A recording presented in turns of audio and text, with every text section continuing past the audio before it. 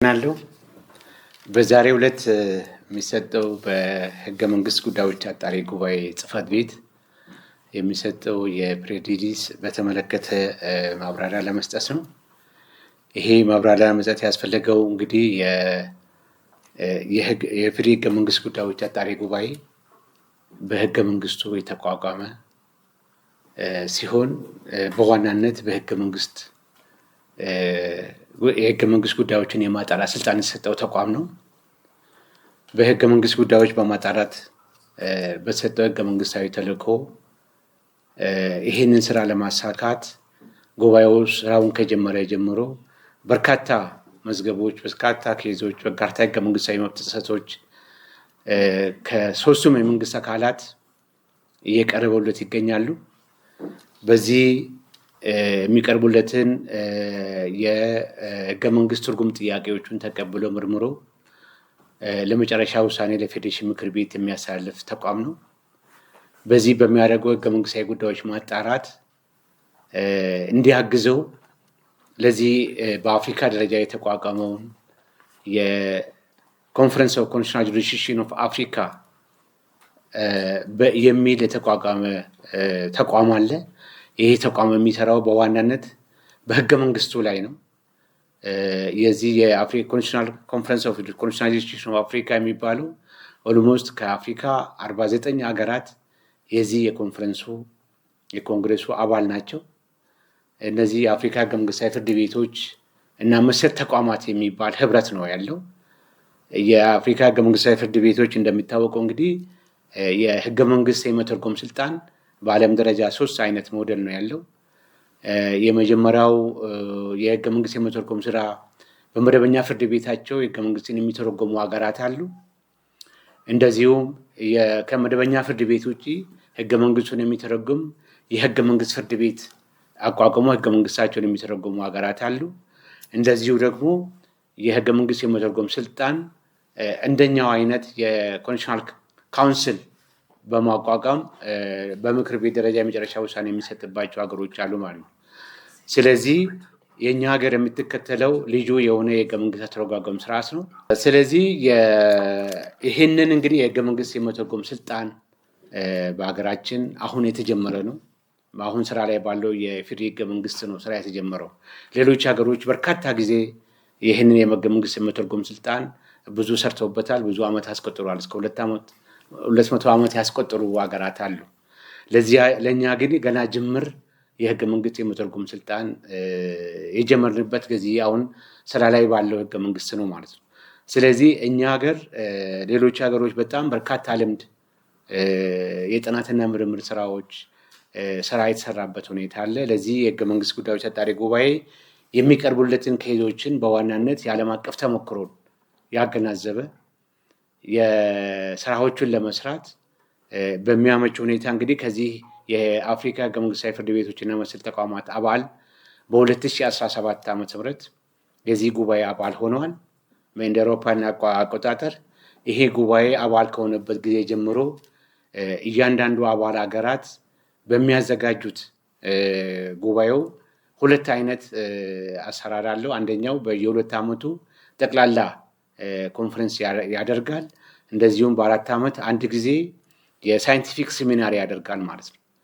ስለዚህ በየ2 ዓመቱ በየ4 ዓመቱ የሚደረገውን ጉባኤው አባል ከሆነበት ጊዜ ጀምሮ በዚህ የኮንፈረንስ ላይ በመገኘት የራሱን የሀገራችን ተጨባጭ ሁኔታ ተሞክሮውን ለአፍሪካ ሀገራት እያካፈለ የመጣበት ሁኔታ፣ እንደዚሁም ከሌሎች ሀገሮች የሚገኘውን ተሞክሮ ቀስሞ ለራሱ ለሚቀርቡለት የጥናትና ምርምር ስራዎች ላይ ተጨማሪ ግብዓት አክሎ እየሰራበት ያለበት ሁኔታ ነው ያለው። ስለዚህ እስካሁን እንግዲህ ከተደረጉት በተለይ የሳይንቲፊክ ሲምፖዚየም እስካሁን ድረስ በዚህ ኮንግሬሱ ከተቋቋመበት ጊዜ ጀምሮ ይሄ እኛ የምናዘጋጀው 4ኛ ነው ማለት ነው። ስለዚህ የመጀመሪያው ኮንፈረንስ በቤኒን ሀገር በ2013 እንደ አውሮፓውያን አቆጣጠር በ2013 በቤኒን ከተማ በኮቶኑ ከተማ በቤኒን ዋና ከተማ ላይ በተካሄደው የሳይንቲፊክ ሰሚናር ተካሂደዋል። በዚሁም የተካሄደበት ዋናው ኮንስቲቱሽናል ጃጅ እንደ ፖለቲካል ፓወር በሚል መሪ ቃል የተካሄደ የሳይንቲፊክ ሴሚናር ነበረ። በዚህ ጉዳይ ላይ አድርጓል ማለት ነው። ሁለተኛው ኮንፈረንስ በ2017 እንደ አውሮፓውያን አቆጣጠር በአልጄሪያ አልጀርስ ከተማ የተደረገው ሳይንቲፊክ ሴሚናር ነው ማለት ነው። ይሄው የኮንስቲቱሽናል ጃጅ ኮንስቲቱሽናል አሰስ ኦፍ ኮንስቲቱሽን ፎር ዘ ሲቲዝን የሚል ነገር አለ። ይሄ ማለት ምንድነው? እያንዳንዱ የአገራት ኮንስቲቱሽናል የህገ መንግስታዊ ፍትህ ለማግኘት የሚቀርቡ እያንዳንዱ ግለሰቦች፣ አካላት፣ ተቋማት እንዴት አሰስ ያደርጋሉ? ይሄንን የህገ መንግስታዊ ጥያቄን እንዴት ማቅረብ ይችላሉ? ምን መስፈርቶችን ማሟላት አለባቸው? በእያንዳንዱ ነባራዊ ሁኔታ የህገ መንግስታዊ መብት ጥሰቶችን የሚቀርቡበትን አሰራር ስርዓት የልምዳቸውን ተሞክሮበትን እያንዳንዱ ሀገር ተሞክሮ የቀረበበት ሁኔታ አለ። በዚህ ሲምፖዚየም ላይ ኢትዮጵያም አባል የሆነችበት በዚሁ ወቅት ላይ ስለነበረ እንደ አውሮፓውያን አቆጣጠር በ2017 በዚህ ሴሚናር ላይ ሳይንቲፊክ ሴሚናር ላይ በመገኘት የእኛን ሀገር የህገ መንግስት መብት ጥሰቶች እንዴት እንደሚቀርቡ ዜጎች የህገ መንግስታዊ መብታቸውን የሚያቀርቡበት ስነስርዓት ለዚህ የሚያግዙትን የአሰራር ስነስርዓቶች፣ ደንቦች ከህገ መንግስቱ ጀምሮ ያሉትን የህግ ማዕቀፎችን በእኛ ሀገር ደረጃ ያለውን ተሞክሮ ያካፈልንበት ሁኔታ አለ ማለት ነው። በሶስተኛ ደረጃ እንደ አውሮፓውያን አቆጣጠር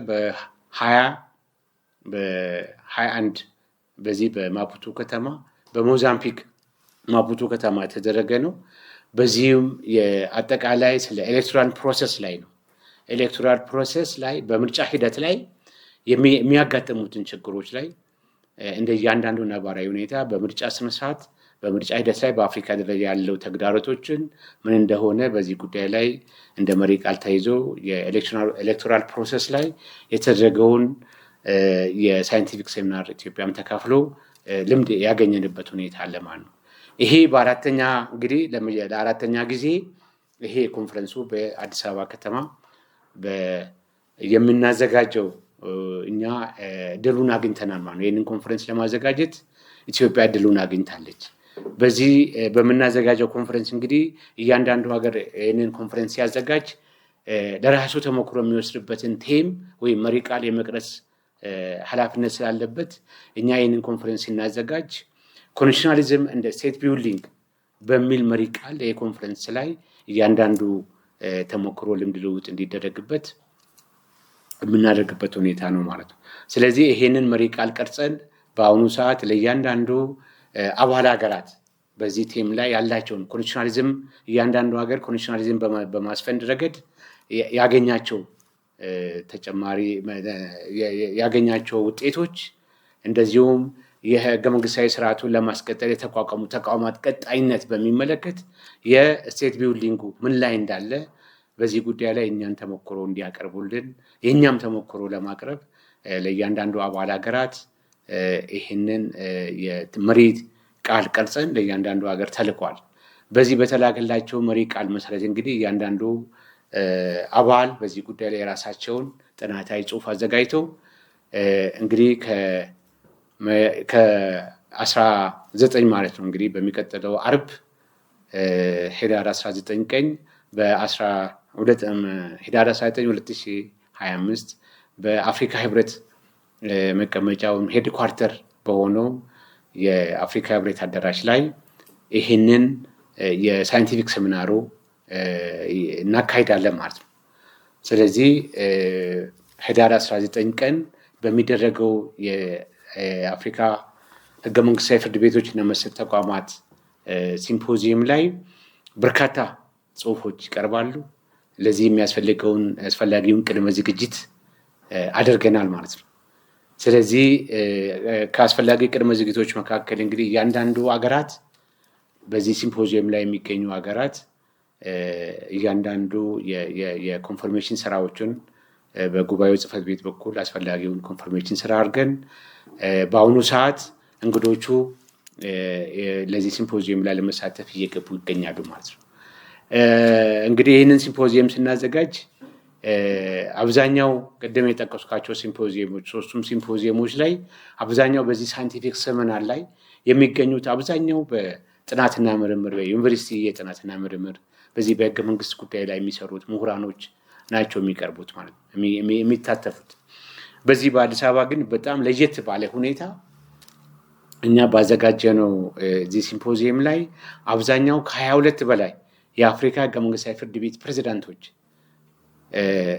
እንገኛለን በሚል በተደረገው መሪ ቃል እንደዚሁም ኢትዮጵያ ውስጥ ባደረገችው ወደ እኛ ሀገር ለመምጣት ፈቃደኝነታቸውን አሳይቶ ከ22 አገር በላይ የህገ መንግስታዊ ፍርድ ቤት ፕሬዝዳንቶች አዲስ አበባ በዚህ ሲምፖዚየም ላይ ለመገኘት አስፈላጊውን የኮንፈርሜሽን ስራ አድርጎ ከትናንትና ማታ ጀምሮ እየገቡ ያሉበት ሁኔታ ነው ያለው። ሌሎቹም እንግዲህ ከአፍሪካ ውጭ ደግሞ ይህንን የዓለም አቀፍ ሲምፖዚየም እንደመሆኑ መጠን የምናዘጋጀው ሌሎች የአፍሪካ ህገ መንግስታዊ ፍርድ ቤቶች እና መሰል ተቋማት ኮንፈረንስ የኦብዘርቨር ስታተስ የተሰጣቸው ሀገሮች አሉ። ከነዚህ የኦብዘርቨር ስታተስ የተሰጣቸው ሀገሮች ደግሞ አንዱ የሚጠቀሰው የራሻ ህገ መንግስታዊ ፍርድ ቤት ነው። ይሄ የራሻ ህገ መንግስታዊ ፍርድ ቤትም በዚህ ጉባኤ ላይ ይገኛሉ ማለት ነው ተገኝተው። እንደዚሁም የቱርክ ህገ መንግስታዊ ፍርድ ቤቶች ተወካዮች ልኡካን ቡድኖች በዚህ ሲምፖዚየም ላይ ይገኛሉ። እነዚህም ብቻም አይደሉም፣ ሌሎች ዓለም አቀፍ ድርጅቶች የሚገኙበት ሁኔታ አለ። ከዚህም ከዓለም አቀፍ ድርጅቶች መካከል የወርልድ ሎው ፋውንዴሽን ፕሬዚዳንቱ በዚህ ሲምፖዚየም ላይ ተገኝተው የዓለምን የሎው ፋውንዴሽን ፕሬዚዳንቶች የዓለም ተሞክሮን በዚህ ኮንፈረንስ ላይ ቀርቦ ተሞክሮን የሚያቀርቡበት ሁኔታ አለ። እንደዚሁም የኢብሮ አሜሪካንስ ኮንስቲቱሽናል ኮርት ኮንፈረንስ ፕሬዚዳንት ይመጣል። በዚህ የኢብሮ አሜሪካን አገራት አጠቃላይ የህገ መንግስታዊ ፍርድ ቤቶች እንደ አጠቃላይ የኤሽያ አገራት አብዛኛው በዚህ በኢብሮ አሜሪካን ኮንፈረንስ ውስጥ የሚጠቃሉ ናቸው። የእነሱም አሶሲዬሽን ፕሬዚዳንት ተገኝተው በዚህ ጉዳይ ላይ የራሳቸውን ተሞክሮ የሚያቀርቡበት መድረክ ነው ማለት ነው። ሌላው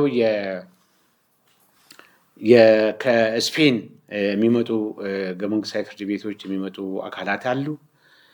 እንደዚሁም ከላቲቪያ የሚመጡ እንግዶች አሉ ማለት ነው። በዚህ ጉዳይ ላይ አብዛኛው ኦልሞስት ከ12 በላይ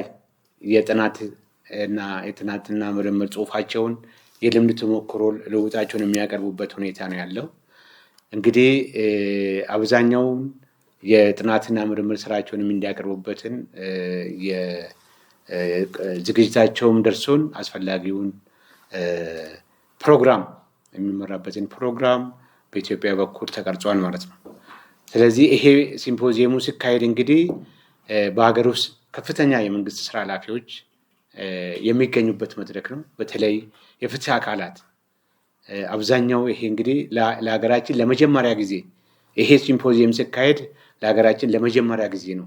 በፍትህ አካላት ዙሪያ ጉዳይ ላይ በህገ መንግስት ጉዳይ ዙሪያ ላይ በህገ መንግስት ትርጉም ዙሪያ ላይ የሚካሄደው በኢትዮጵያ ለመጀመሪያ ጊዜ ነው። ይህ ኮንፈረንስ እድሉን ያገኘ ነው። በዚህ መሰረት እንግዲህ በዚህ ኮንፈረንስ ላይ በዕለቱ የክብር እንግዳ በሪፑብሊኩ ፕሬዚዳንት የክብር አቶ ታዬ አጽቀሥላሴ በመክፈቻው ንግግር ላይ በመክፈቻው ሰረሞኒ ላይ ተገኝቶ የመክፈቻ ንግግር የሚያደርጉልን የሚሆን ነው። እንደዚሁም ይሄ ፕሮግራም ቀጥታ ለኢትዮጵያ ህዝብ ለአንድ ሰዓት የሚተላለፍ ስለሆነ በዚህ አጋጣሚ የኢትዮጵያ ህዝብም በተለይ የፍትህ አካላት ይህንን የሚተላለፈውን የቀጥታ ስርጭት አጠቃላይ ሲምፖዚየም ውደት እንድትከታተሉ እንደ ጉባኤ ጽሕፈት ቤት ጥሪ ያደርጋሉ። ሌሎቹም ከፍተኛ የመንግስት ስራ ኃላፊዎች፣ ዳኞች፣ የሁሉም ክልል ጠቅላይ ፍርድ ቤት ፕሬዝዳንቶች በዚህ ስብሰባ ላይ ይገኛሉ። የፍትህ ሚኒስቴር ከፓርላማ አብዛኛው የሚመለከታቸው የመንግስት ስራ ኃላፊዎች የሚገኙበት መድረክ ነው ለማለት ነው። አመሰግናለሁ። እንግዲህ በዚህ ላይ ምናልባት ጥያቄና መልስ ካለ ጥሩ ነው። ማለት የዓለም አቀፍ ጉባኤ ነው። ኢትዮጵያ ለመጀመሪያ ጊዜ የምታዘጋጀው በህግና በህገ መንግስታዊ ጉዳይ ላይ የሚያተኩር ስለሆነ ቀላል ተደርጎ አይወሰድም ነው። እንደው ሲምፖዚየሙን ከማዘጋጀት ባሻገር ለኢትዮጵያ ምን አይነት አስተዋጽኦ ያደርጋል? ምናልባት በዲፕሎማሲን በማጠናከር ሊሆን ይችላል የሁለትዮሽ ግንኙነትን እናም በመሰል ጉዳዮች ላይ ምን አስተዋጽኦ ይኖረዋል የሚል ነው። ያው አፍሪካ ብዙ አስቸጋሪ ከሆኑ ጉዳዮች ውስጥ በተለይ ጠንካራ ሀገረ መንግስት መገንባት ነው። እንደገና ደግሞ ቅድም እርስዎ እንዳነሱት ህገ መንግስታዊነትን ማስቀጠል እንደ ሌሎች አሁን እንደ አውሮፓ ሀገራት 200 እና እንደዛ የተሻገረ የህገ መንግስት ጉዳይ አለመኖር ነው። እዚህ ላይ በተለይ ከአፍሪካ ሀገራት ባሻገር ሌሎች ሀገሮች በዚህ ላይ ያላቸውን ተሞክሮ የሚያጋሩበት መድረክ ይሆናል የሚል ነገር አለው ወይ? እነዚህ ነገሮች ማንሳት ኦኬ፣ አመሰግናለሁ። እንግዲህ በዋናነት እንግዲህ ይሄንን ሲምፖዚየም እንደ አገር ይሄንን ሆስት ስናደርግ በጣም በዚህ መድረክ ትልቅ ተጠቃሚ ነን ብለን በጣም የፋይዳው ለኛ የሚያደርገውን አስተዋጽኦ ግምት ውስጥ አስገብተን ነው ቀደም እንደተናገርኩት መሪ ቃሉን ነው የገለጽ ነው። ስለዚህ እኛ እንግዲህ የፌዴራል ስርዓት የምንከተል ሀገራት ነን። በህገ መንግስት የበላይነት እንደምታውቁት በፌዴራል ህገ መንግስት አንቀጽ 9 ላይ በሀገራችን የህገ መንግስት የበላይነት ነው። ከህገ መንግስቱ ማንኛውም ህግ፣ ልማዳዊ አሰራር፣ የመንግስት አካላት ውሳኔ እንደዚሁም የደንቦች፣ አዋጆች በሁሉም በፌዴራልም ሆነ በክልል የሚወጡ አዋጆች፣ ደንቦች ከህገ መንግስቱ ጋር መጻረር የለበትም። ስለዚህ ይሄንን ተጻረሮ ከተገኘ ደግሞ ይህንን ፈትሾ የሚያስተካክለው የህገ መንግስት በህገ መንግስት ትርጉም መሳሪያ አማካኝነት ይሄ የህገ መንግስት ጉዳዮች አጣሪ ጉባኤ ነው። በዚህ መሰረት እንግዲህ ይሄንን የህገ መንግስታዊ የትርጉም ስራ አንድ የህገ መንግስት ትርጉም በሆነ ኬዝ ላይ ውሳኔ ሲሰጥ እንደ አንድ የህገ መንግስታዊ ድንጋጌ ነው የሚቆጠረው። በጣም ትልቅ ስራ ነው የሚሰራው። ስርዓትን የማስቀጠል ስራ ነው። ህገ መንግስትን የማስቀጠል ስራ ነው። በሀገሪቱ ፍትህ እንዲሰፍን የማድረግ ህገ መንግስታዊ ስርዓት እንዲያስቀጥል የማድረግ ትልቅ ስራ ነው የሚሰራበት። ለዚህ ነው እንግዲህ ይሄንን ጉባኤ በዋናነት እኛ የማይሰብነው ኮንስቲቱሽናሊዝም እንደ ስቴት ቢልዲንግ የሚለው ላይ ነው እንግዲህ በዋናነት የቴም የተቀረጸው። ስለዚህ በኮንስቲቱሽናሊዝም ላይ እንዴት ነው የሌሎች ሀገሮች ተሞክሮ ምን ይመስላል፣ ያጋጠማቸው ተግዳሮቶች ምንድን ነው የሚለው ነገር ላይ ከዚህ እንግዲህ ትልቁ ይሄ የጉባኤውም ራሱ ኮንፈረንሱ የተቋቋመለት ዓላማ በአፍሪካ ህገ መንግስታዊ ፍትህን የማስፈን ነው። ሁሉም አባል ሀገራት በአፍሪካ ላይ ህገ መንግስታዊ ፍትህ እንዲሰፍን የማድረግ ነው ዋናው ዓላማው፣ የዚህ ጉባኤ ዓላማው። ከዚህ እንግዲህ ህገ መንግስታዊ ፍትህን ከማስፈን አንጻር እያንዳንዱ ሀገራት በህገ መንግስት የምትመራ አገር ሆኖ በተጻፈ ህገ መንግስት የሚመራ ሆኖ ህገ መንግስቱን የህግ የበላይነቱ በእያንዳንዱ ሀገር ሰፍኖ በአፍሪካ ውስጥ ሰላም፣ ልማት እንዲመጣ ለማድረግ የታሰበበት ሁኔታ ነው ያለው በዋናው ዓላማው። እንግዲህ በዚህ ስራ ላይ ደግሞ እንግዲህ እያንዳንዱ ሀገር በዚህ ስራ ላይ ያጋጠመውን ተሞክሮ ልምድ ልውውጥ እንዲያካፍል እያንዳንዱ ሀገር በራሱ ነባራዊ ሁኔታ በህገ መንግስት የሚመራ ሆኖ ያጋጠማቸው ጉዳይ ላይ በእያንዳንዱ ህገ መንግስታዊ ጉዳዮች ላይ ያጋጠማቸውን ጉዳይ ላይ የተሞክሮ ልምድ ልውውጥ እንዲያካፍል ኢቨን በአፍሪካ ደረጃ ያጋጠሙ ቻሌንጆች ምንድን ናቸው? ከሀገሩ ከእያንዳንዱ ተናጠል ሀገር አልፈው በአፍሪካ ደረጃ ህገ መንግስታዊ ፍትህን ለማስፈን ያጋጠሙ ተግዳሮቶች ምንድን ናቸው? እንደ ሀገር እንደ አህጉር የሚለው ነገር ላይ በብዛት የሚቀርቡበት ስለሆነ ይህንን ተሞክሮ ነው። በዋናነት ግን በህገ መንግስታዊ ጉዳይ ላይ በአፍሪካ ያለበት ደረጃ ምን ላይ ነው የሚለው ነገር በጥናትና ምርምር የተደረጉ በርካታ የጥናትና ምርምር ስራዎች የተሰሩ ስራዎች አሉ። ይህንኑ በዚህ በመስኩ ላይ ያጠኑት እያንዳንዱ ሀገር ተሞክሮ መጥቶ የጥናትና ምርምር ውጤታቸውን የሚያቀርቡበት ሁኔታ ነው። ከዚህ እንግዲህ እንደ ኢትዮጵያ እኛ ከዚህ ተሞክሮ በተመሳሳይ የሀገር ግንባታን በሚመለከት የተቋማት ግንባታ በሚመለከት ህገ መንግስታዊ ስርዓቱን ለማስቀጠል ተቋማት እንዴት ነው የተገነቡት? እያንዳንዱ የህገ መንግስት የሚመራ እንግዲህ የምርጫ ስርዓት አለ። ህገ መንግስት ለቀጣይ የተሻሻለ የሚቀጥል ነው፣ ከትውልድ ወደ ትውልድ የሚሸጋገር ነው። ይሄንን የምርጫ ስርዓቱን ተከትለው ሲመጣ ማንኛውም ፓርቲ ተወዳድሮ በአፍሪካ ደረጃ ሲመጣ በምርጫ ላይ የተመረከዘ የኤሌክቶራል ፕሮሰሱ ግልጽነት ህዝቡ ተሳትፎበት የሚመርጠው መንግስት በየጊዜው ይቀራል። ግን ተቋማት ቀጣይነት ነፃና ገለልተኛ የሆኑ ተቋማት ተቋቁሞ በገለልተኝነት ሀገሪቷን ስራ ይሰራሉ። ፖለቲካ ፓርቲዎች ሩሊንግ ፓርቲ ወይም የገዢ ፓርቲ ሊቀየር ይችላል በአፍሪካ ላይ። ይህንን የሚያደርግ ጠንካራ አገረ መንግስት፣ ጠንካራ ተቋማት ያስቀጠሉበት ሁኔታ ጠንካራ እንደ ምሳሌ የሚነሱባቸው ሀገሮች ምን ልምድ አላቸው፣ ምን ያጋጠማቸው ነገሮች በሚል ይህንን እንግዲህ እንደ ሀገር ተሞክሮ ለመውሰድ ነው። ስለዚህ በዚህ መሰረት እንግዲህ እኛ ትልቅ የልምድ ልውውጥ የጥናትና ምርምር ውጤት ለማድረግ ትልቅ ይሄ ኮንፈረንስ ትልቅ አስተዋጽኦ ያደርጋል። ለእኛ አገር ልምድ እንቀስማለን የሚል ነው። እንደዚሁም ደግሞ ከሌሎች አባል ሀገራት ጋር ጠንካራ ግንኙነት በመፍጠር ቀጣይ በጋራ አብረን የልምድ ተሞክሮ ለመለዋወጥ የተናጠል የሀገራት በተለይ አሁን እንደሚታወቁት የአፍሪካ ህገ መንግስታዊ ፍርድ ቤቶች ከአፍሪካ የደቡብ አፍሪካ ህገ መንግስታዊ ፍርድ ቤት በጣም የታወቀ ነው። የደቡብ አፍሪካ ህገ መንግስታዊ ፍርድ ቤት በጣም ጠንካራ በአፍሪካ ደረጃ አሉ። አብዛኛው በአፍሪካ ውስጥ የህገ መንግስታዊ ፍርድ ቤት አቋቁሞ የሚሰሩ ስራ ላይ በጣም የዳበረ ልምድ ያላቸው ሀገራት አሉ። ስለዚህ ከነዚህ ሀገራት እንግዲህ እንደ ቺፍ ጀስቲሶች በአጋጣሚ ኢትዮጵያን መርጠው እየመጡ ስለሆነ ቀጣይ ከነሱ ጋር የተናጥል የባይላተራል ሪሌሽን ሜሞራንደም ኦፍ አንደርስታንዲንግ የምንፈራረምበት ሁኔታዎች አሉ ማለት ነው። በጋራ የመረጃ ልውውጥ ለማድረግ በጋራ ትብብር የተሞክሮ ልውውጥ የመረጃ ልውውጥ እንድናደርግ የምናደርግበት ትልቅ አስተዋጽኦና ትልቅ ፋይዳ የምናገኝበት መድረክ ነው ለማለት ነው። በአዲስ አበባ ላይ ያሉትን የኮንፈረንስ ቱሪዝሙን አሁን የተመቻቸ ያለውን የሀገራችን መልካም ገጽታ ግንባታ ለማድረግ የጉብኝት አዲስ አበባ ደረጃ ጉብኝት የምናደርግባቸው ቦታዎች ለይተናል። እነዛ ቦታዎች ሄደው ይጎበኛሉ።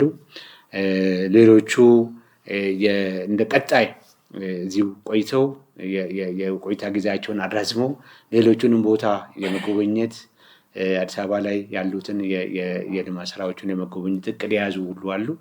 በዚህ መሰረት በሚቀጥለው የቅዳሜ አጠቃላይ የጉብኝት ፕሮግራም ይሆናል፣ የምናስጎበኛቸው ይሆናል ማለት ነው።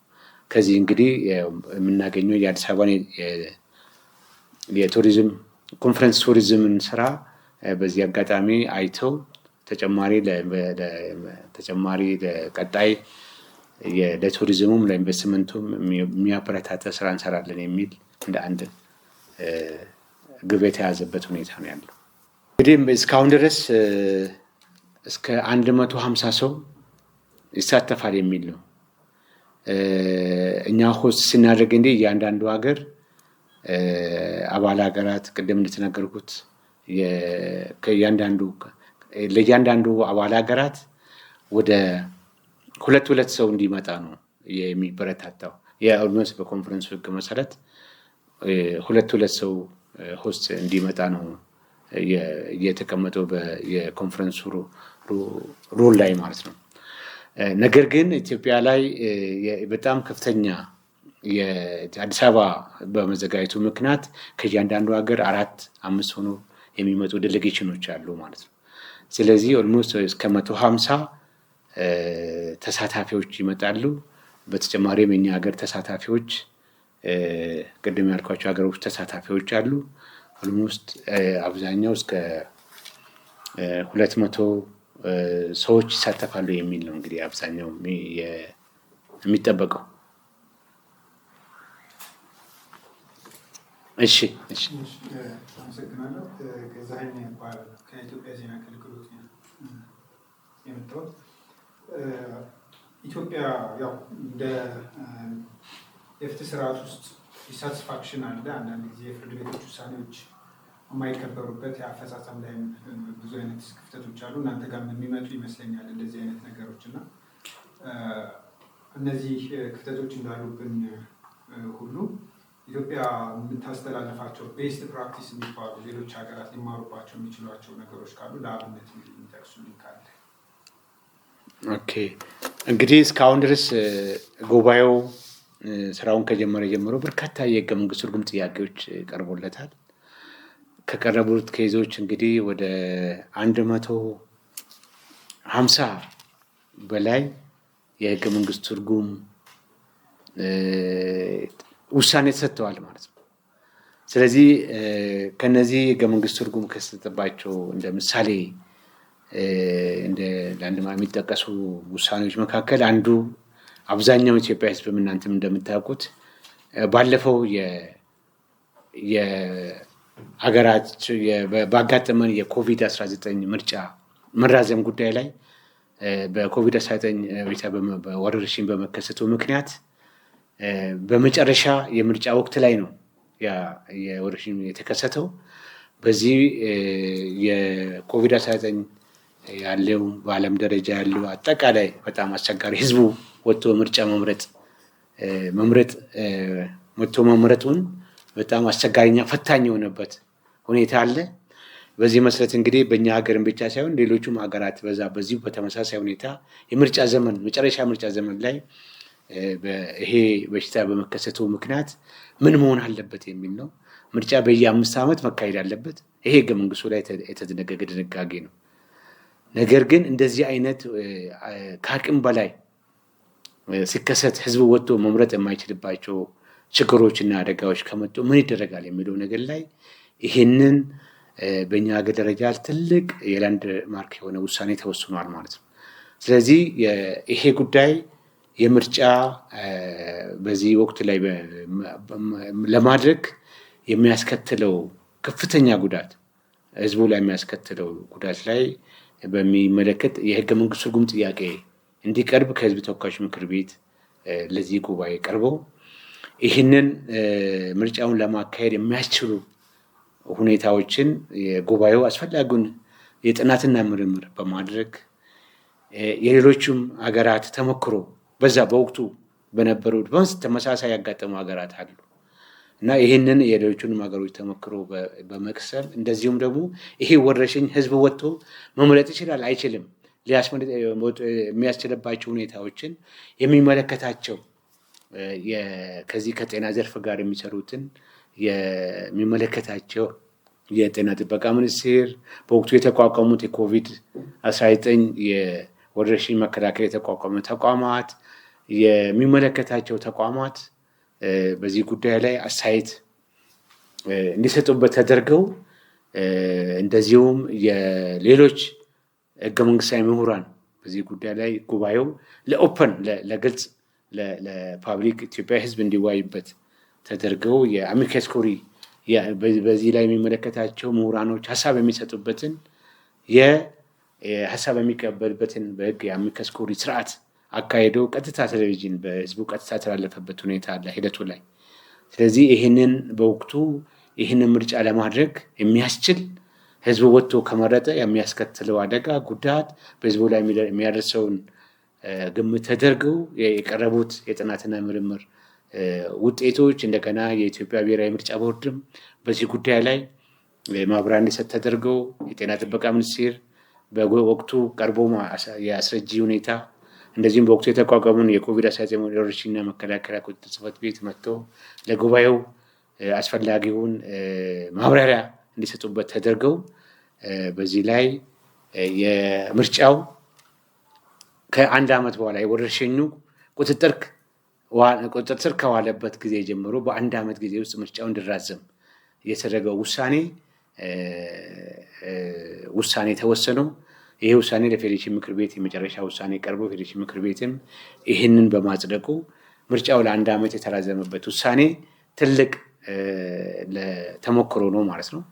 ይሄ ብቻ አይደለም እንግዲህ አብዛኛው የዜጎቹን የንብረት የማፍራት መብት የጣሱ በርካታ ህገ መንግስታዊ ንብረት የማፍራት መብት በህገ መንግስቱ ተደንግጓል። ማንኛውም ዜጋ ንብረት የማፍራት መብቱ በህገ መንግስቱ ጥበቃ የሚደረግለት ነው። ስለዚህ ይህንን የጣሱ ውሳኔዎች እስከ ፌዴራል ጠቅላይ ፍርድ ቤት ድረስ ደርሰው የግለሰቦችን ፍትህ የማግኘት መብት እንደዚሁም የንብረት የማፍራት መብቶችን የጣሱ ውሳኔዎች በርካታ ውሳኔዎች ተወስኗል ማለት ነው። ስለዚህ ይህንን በጣም ሰፊ ነው።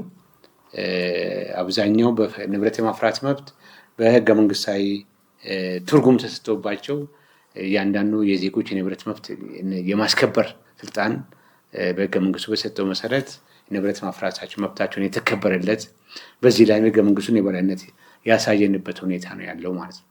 ሌላው ከዚህ ጋር ተያይዞ ከተቋማት መካከል በተለይ የስራና ክርክር ጉዳይ ላይ እያንዳንዱ እንግዲህ የሚታወቀው ማንኛውም ህግ ልማዳዊ አሰራር የሚኒስትሮች ደንቦች፣ መመሪያዎች ህገ መንግስቱ ሲወጡ ህገ መንግስቱ መጻረር የለባቸውም የሚል ነው።